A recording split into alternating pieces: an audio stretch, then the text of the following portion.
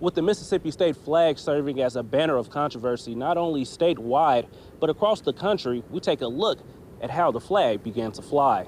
Well, the flag wasn't actually approved until 1894, which was a couple of decades, past what we would consider to be even the Reconstruction era in American history. Stephanie Rolfe, a history professor at Millsaps College, says there were multiple discussions on the table for the state before deciding on a state flag. She says there were generations of Confederate veterans who are aging and vocalized needed support from the federal government concerning pensions. As their voices kind of became louder, there were other demands on the budget. There were people who wanted to build a state penitentiary.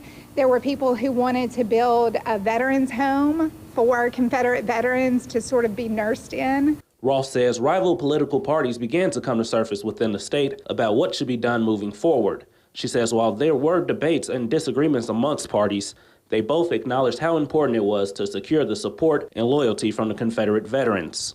One of the ways that they did that, while preserving some of their budget priorities, was to actually, create a flag that would honor their service by, sort of recognizing the Confederate battle flag as part of the state flag. I asked Rolfe where she thinks things may go moving forward. While many people see it as a symbol, the symbolic removal of that flag as a representation of Mississippi would be one step, just one, but a really important one, to move us forward into a reckoning that we all need to enter into. Pressure is now on many lawmakers to decide whether a change of flag will happen for the state or whether Mississippi will retain its current flag.